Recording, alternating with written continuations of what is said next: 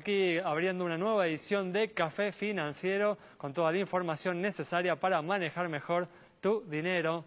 Hoy vamos a brindar información para todas aquellas personas que están queriendo cambiar de vivienda o acceder a la vivienda propia, cuáles son los bancos más convenientes para tomar un préstamo hipotecario. Vamos también a hablar de seguros de retiro y en el último bloque vamos a conversar con el economista Luis Palma Cané para analizar la situación y las perspectivas de la economía internacional. Quédate con nosotros. Tras el siguiente intervalo vamos a regresar con todos estos temas. Vamos a responder, como siempre hacemos, a todas tus inquietudes.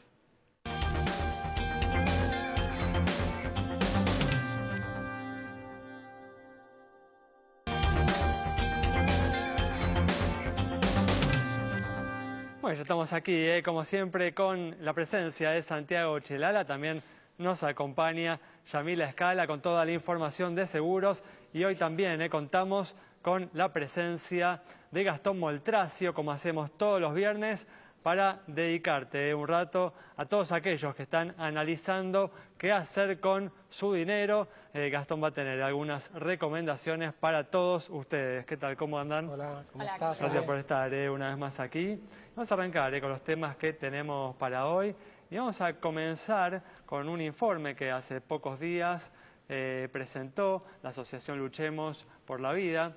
Un informe que revela algo que por ahí todos percibimos en forma intuitiva, pero que vamos a ver aquí plasmado en estadísticas. Yami, ¿son las mujeres más seguras al volante?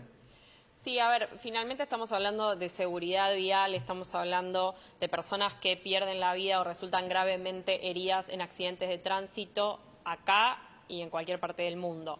Lo que hace en este caso Luchemos por la Vida es publicar un informe donde desagrega la información entre mujer y hombre, presentando resultados respecto del comportamiento puntualmente en Ciudad de Buenos Aires, con datos que obtiene a partir de 4.800 casos, ¿sí? Ahora lo vamos a ver en pantalla y lo vamos a analizar, y que refiere a una tendencia internacional que tiene que ver con una proporción de 2 a 5 casos, la misma cantidad de kilómetros recorridos, menos cantidad de siniestros con muertos o heridos graves. Concretamente, en el uso del cinturón de seguridad hay un 19% más de uso, en la violación del semáforo 57% menos que los hombres es lo que se verifica, ahí analizado sobre 237 semáforos, 33% menos en lo que refiere al uso del celular al conducir y 61% más, 6% más en el caso del uso del casco en bicicleta. Es así entonces que estos datos los verifica también para la Argentina la Asociación Luchemos por la Vida. Muy bien, las mujeres un ejemplo entonces a seguir. Por ahí los hombres tenemos que cederles más el volante para bajar la enorme cantidad de muertes por accidentes viales que hay en nuestro país. Bueno, vamos ahora a brindar información para todas aquellas personas que están queriendo cambiar de vivienda o acceder a la vivienda propia. Cuáles son las entidades, los bancos con los préstamos hipotecarios más convenientes del mercado. Así es, el acceso al crédito se volvió difícil con el dólar tan alto y los salarios que perdieron poder adquisitivo, pero también las propiedades están bajando de precio, así que quizás pueda ser una oportunidad para aquel que quiera mudarse. Lo que vamos a ver en pantalla son los créditos hipotecarios que ofrecen las principales entidades financieras del sistema. Fíjense, esta es la cuota más baja por 1 millón de pesos. En este caso, Banco Ciudad, actualizado por UBA, 7.100 pesos por mes. Provincia, 8.300. Hipotecario, 9.140. Banco Galicia, 9.200. Y Banco Nación, 9.900. Son las más económicas, todas indexadas por inflación. Santander Río, 9.900 también. Francés, 10.700. Macro, 11.400. Credicop, 12.180. Y Itaú, 13.270. Esto es dependiendo, por supuesto, los plazos que pueden ser de hasta 15 o 20 años. Si uno quiere ir a 10 años, que es un plazo promedio dentro del sistema, fíjense cuál es la cuota más baja. En este caso es del Banco Provincia, 12.800 pesos.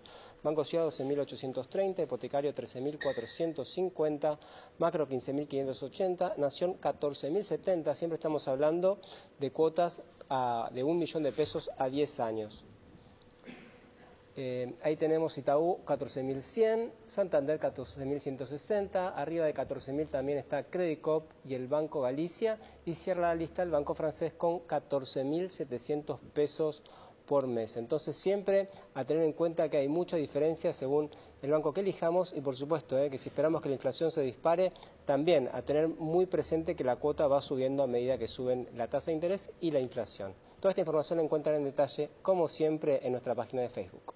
Sí, esto último que señala Santi es muy importante, ¿no? Los créditos UVA son más que nada para aquellas personas que por su nivel de ingreso, con un préstamo tradicional, no acceden al monto de dinero que necesitan para comprar la vivienda, ¿no? Para aquellos que tienen la posibilidad de elegir, los préstamos tradicionales me parecen una opción más conveniente, al menos en el actual contexto que estamos atravesando, ¿eh? Pero vamos a abrir ahora la sección que todos los viernes dedicamos a aquellos que aún en este escenario turbulento se animan a invertir su dinero en las distintas opciones que ofrecen el mercado de capitales local. Y como siempre vamos a comenzar, Gastón, con un inversor conservador. ¿Qué tenés para proponerle?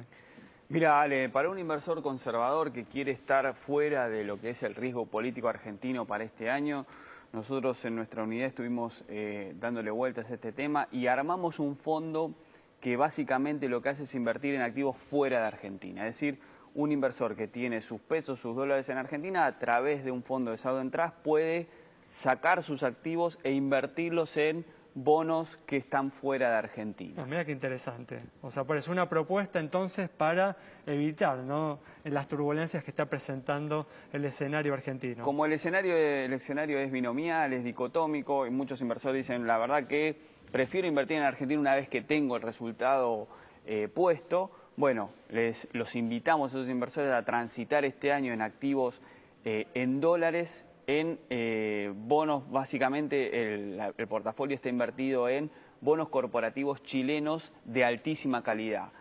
Más del 50% de la cartera está invertido en Santander Chile, Banco Chile, Codelco, todas compañías investment grade del mercado corporativo chileno.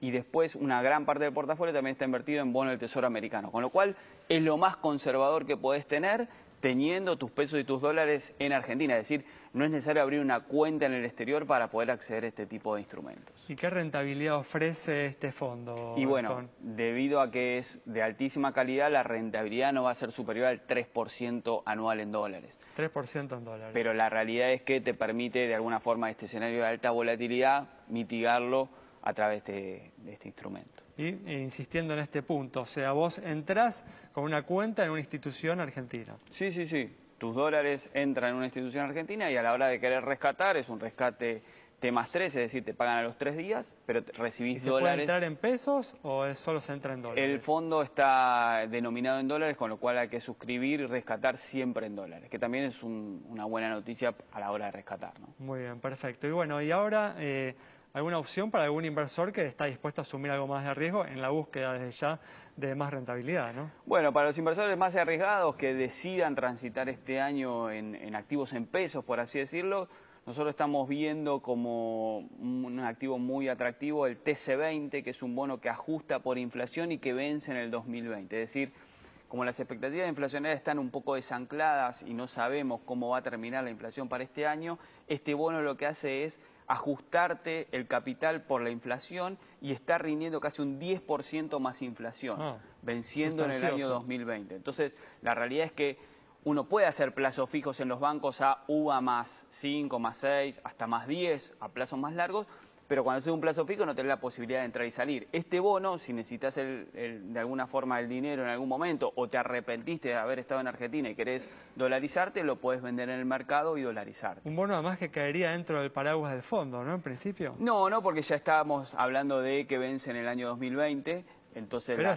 está sobrando, ¿no? Algo a medida que se van enfrentando los vencimientos de letras, se va quedando algo del dinero aportado por el fondo para el año que viene, ¿no? Seguramente, o sea, la realidad es que lo que te dicen muchos inversores es que de alguna forma el dinero del fondo alcanza para este año, el año que viene queda un residual, pero no es gran parte, pero al ser el bono denominado en pesos tampoco es de los pasivos más difíciles de honrar por el lado del gobierno. Entonces es muy difícil entrar en una reestructuración, en una modificación en títulos en pesos. Entonces este bono, para los que quieren cubrirse contra la inflación y que piensan que la tasa fija de los plazos fijos, que tampoco están pagando un interés real demasiado alto por la inflación que se ve hacia adelante, no es tan atractivo. Bueno, la realidad es que si uno no quiere entrar en un plazo fijo ajustable por UVA, puede entrar en un bono ajustable por SER al 2020 con un rendimiento de SER más 10%, inflación más 10%. ¿Y qué inflación estás viendo para los próximos 12 meses, Gastón, como para que la gente se haga una idea de cuál sería la rentabilidad nominal de este bono? Bueno, yo creo que el principal problema que tiene hoy el gobierno es que es un poco las expectativas de inflación están desancladas. Vos ves las expectativas de inflación del Banco Central, donde están hablando entre 28 y 35, pero hay una dispersión muy grande ahí. La verdad que esperemos que las cosas salgan bien, que el gobierno pueda encapsularlo y no esté muy por encima del 35, pero la realidad es que este bono te cubre contra ese riesgo. Entonces, es mejor que un plazo fijo y es mejor que un bono a tasa fija. ¿Por qué? Porque en definitiva, sea cual sea la inflación, te da inflación más 10%. Muy bien, bueno, una recomendación entonces de Gastón Moltracio para todos aquellos que están evaluando qué hacer con su dinero. Cerramos así este bloque. Quédate con nosotros. Al regreso vamos a estar hablando de seguros de retiro.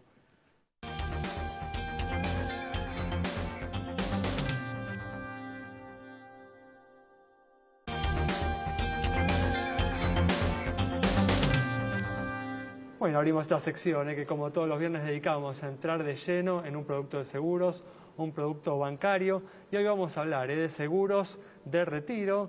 Para esto estamos con Claudia Andrade, que es gerenta comercial de retiro de Orígenes Seguros. ¿Qué tal, Claudia? ¿Cómo andás? ¿Qué tal, Alejandro? Gracias por invitarme. No, gracias a vos por estar aquí. Bueno, contémosle al público, ¿no? ¿Cómo funciona un seguro de retiro? Un seguro de retiro es una herramienta básicamente de ahorro a mediano y largo plazo que realmente acompaña a la gente no solo desde el punto de vista individual, sino también como asegurados dentro de las empresas. Ayuda a generar la cultura de ahorro, a generar ese ahorro a mediano y largo plazo que tanto se necesita en toda la etapa laboral y activa de la persona.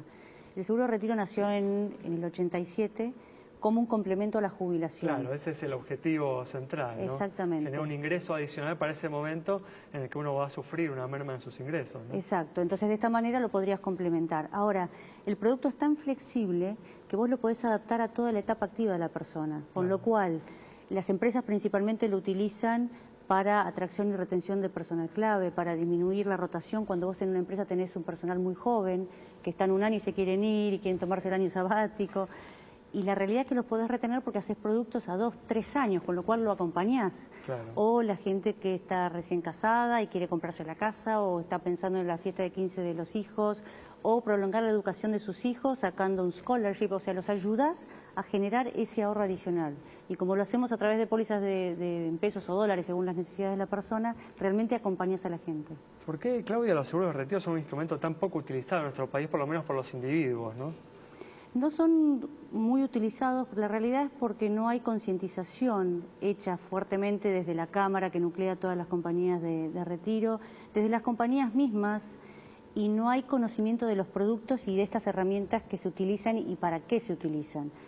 La penetración en los últimos años creo que es del 0,5, o sea, ínfima, con lo cual hay mucho por hacer y nos tenemos que parar más de ese lado, de todo lo que hay para hacer para crecer y para fomentar el producto para que la gente lo pueda utilizar a futuro. El gobierno anunció, ¿no?, semanas atrás, incentivos impositivos, ¿no?, para quienes inviertan en este tipo de instrumentos. ¿Crees que esto va a impulsar el mercado?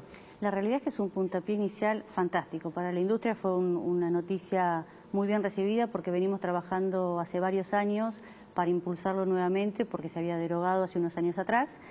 Y es un incentivo fuertísimo. Si bien no nos tenemos que parar solo en la deducción que se va a hacer, porque tenés que explicar las posibilidades que tiene el producto y para qué sirve y por qué lo utilizás, pero la realidad es que la deducción es un incentivo enorme. Si nos paramos, por ejemplo, como en Chile, que la deducción impositiva es casi de $20.000 anuales y es un fuerte acá es más expuesto, ¿no?, el beneficio. Sí, pero es muy importante que se haya iniciado. Para este año 2019 está pensado en 12.000 pesos, para el siguiente en 18.000 y para el siguiente en 24.000, pero la realidad es que va a acompañar el crecimiento del mercado generando más primas para el crecimiento del mercado de capitales también, que es lo que se está buscando, ¿no? Muy bien, bueno Claudia, muchas gracias por haber estado con nosotros. Cerramos así este bloque, quédate con nosotros. Al regreso vamos a estar dialogando con el economista Luis Palma Cané.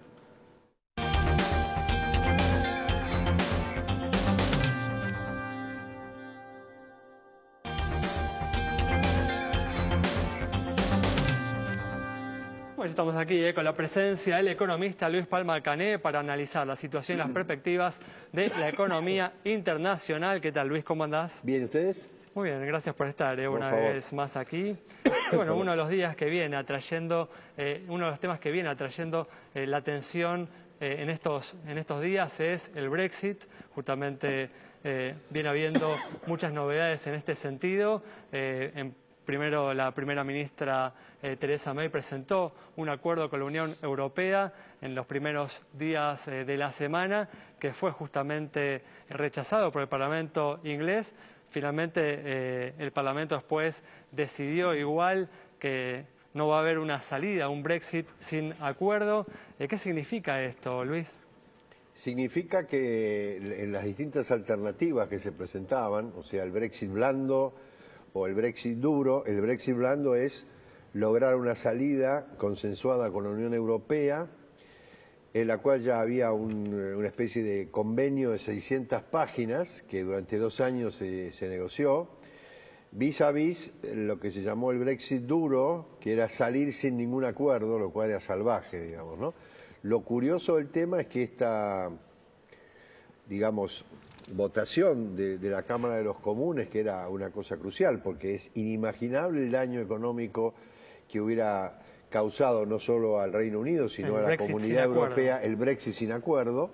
Es increíble que haya ganado solamente por 4 votos, digamos, 312 a 308, si no me recuerdo mal. Pero al mismo tiempo tampoco aprueban ninguno de los acuerdos que se han presentado, ¿no? Entonces, también uno entiende justamente que es muy fuerte, ¿no?, esta posición dura, ¿no? Sí, lo que pasa es que esto proviene de un error básico allá por el 2016, cuando se hizo el referéndum, que fue un error, yo creo, histórico, que era, si vos te acordás, en ese momento el primer ministro Cameron, el cual solamente para, mirá vos la paradoja, ¿no?, solamente para satisfacer una mínima ala ultraconservadora de su partido conservador, valga la redundancia, que eran euroescépticos, es decir, que estaban en contra del euro y presionaban, dijo, bueno, los voy a sacar de encima, haciendo un referéndum para explicarles que yo hice todo lo posible, porque en ningún momento Cameron, ni la gente que estaba en el gobierno en ese momento, pensó que el referéndum les iba a dar en contra. Claro, y de hecho, hubo un error político, un error de político cálculo tremendo, y un error también de instrumentación, porque vos no podés primero someter a referéndum una cosa tan vital, de la cual un enorme porcentaje de gente no tenía la menor idea de las consecuencias, y otra, no poner ciertos límites, porque vos fijate que se aprobó la salida de la comunidad por 52% de los votos, vale decir que perdieron por 4 puntos, tal cual, y con una asistencia menor al 60% de los votantes, de manera que se tenía que haber puesto un límite y decir, bueno, el referéndum va a ser vinculante si por lo menos tiene una aprobación del 70%, 80% y una asistencia mínima, cosa que no se dio, digamos, ¿no? En los últimos días, Luis, se barajó la posibilidad de que vuelva a haber un referéndum en relación a este tema. ¿Lo ves como algo posible? Sí, lo veo posible porque Jeremy Corbyn, que es el líder hace 2 o 3 años del partido de la oposición, el Partido Laborista, últimamente dijo que no descartaba la posibilidad de un segundo referéndum. Lo que pasa es que ahora tenemos toda una serie de alternativas, es decir, que se renegocie un Brexit blando, cosa que es muy difícil porque tanto el presidente de la Comisión Europea, que es el órgano ejecutivo, como el presidente del Consejo, que es el órgano político, dijeron que no hay más chance de cambiar esto, que ya se ha ido bastante, se ha, digamos, dilatado tanto, y que incluso para lograr lo que se trataría ahora es de lograr que el vencimiento para la decisión, que era el 29 de marzo, se extienda, y la opinión de la comunidad es que solamente lo van a extender siempre y cuando tengan una buena justificación. Las posibilidades eran Brexit blando, Brexit duro, segundo referéndum e incluso elecciones, ¿no es cierto?, para cambiar. Yo creo que la primera ministra, no entiendo cómo no renunció ya a esta altura del partido, porque son cachetazo tras cachetazo, y sigue aferrada a... De todas maneras, para que el Parlamento convoque a nuevas elecciones tiene que tener 2/3 de los votos, y de manera que ahí estarán negociando los laboristas con una minoría, porque parte del Partido Conservador está en contra, ¿no es cierto?, de May. Ya creo que no da para más, y el tema es la incertidumbre fenomenal que está creando esto, sumado al proteccionismo de Trump. Y yo un comentario adicional que quería hacer es que realmente yo creo que esto refleja la falta de estadistas que hay en el mundo occidental hoy, porque uno no puede imaginar este desastre que han hecho esta gente, cuando si estuviera un Churchill, un Adenauer, un De Gaulle, etcétera. Lamentablemente la falta de estadistas y reemplazados por lo que llamo politiqueros baratos, no es una exclusividad de Inglaterra, digamos, ¿no? O sea, tenemos Estados Unidos y Latinoamérica, digamos.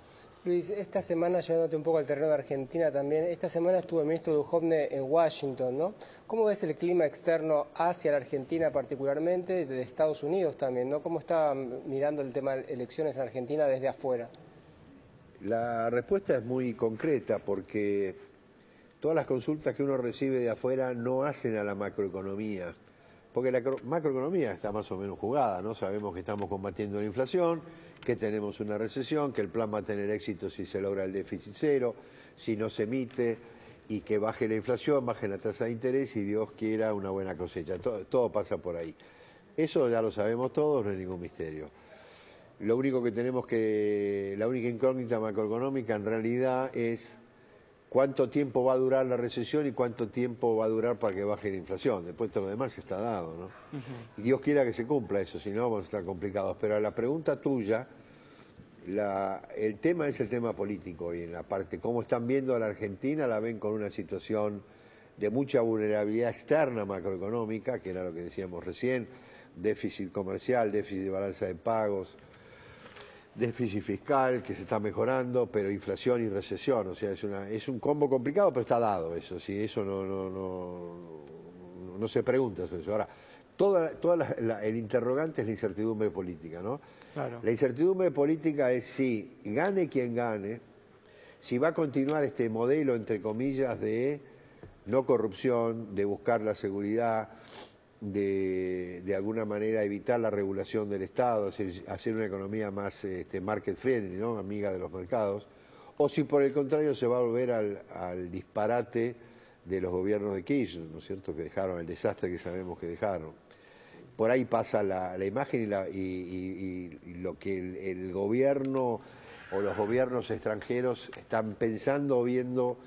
Por supuesto que ven con mucho mejor ojos que haya una reelección de Macri, pero pidiéndole que, si este fuera el caso, realicen las reformas que no llevaron a cabo, las reformas estructurales, laborales, fiscales y previsionales, digamos, ¿no? Luis, nos queda un minuto. Bueno. Brevemente quiero decir algo de Venezuela. Hubo un apagón histórico justamente en estos últimos días. ¿Se acerca el final del régimen? Yo creo que sí. Yo creo que sí se acerca el final del régimen por la agonía económica, por las sanciones, porque la gente se pregunta por qué en Venezuela el poder lo tienen los militares, ¿no? Esto es así. ¿Por qué los militares no voltean, entre comillas, al presidente Maduro, viendo el desastre que es esto, ¿no es cierto? Y es muy simple, porque los militares son tan corruptos como Maduro. Entonces ellos saben que si cae Maduro van a caer muchos de ellos, y ahí está la cosa. Pero yo creo y espero y confío que termine esta no sé ya la palabra, derrumbe de la sociedad venezolana, ¿no? Muy bien, Luis, muchas gracias. Gracias a ustedes. Nos vamos entonces con estas reflexiones del economista Luis Palma Cané. Nos reencontramos el próximo miércoles a las 20:30 aquí en Metro.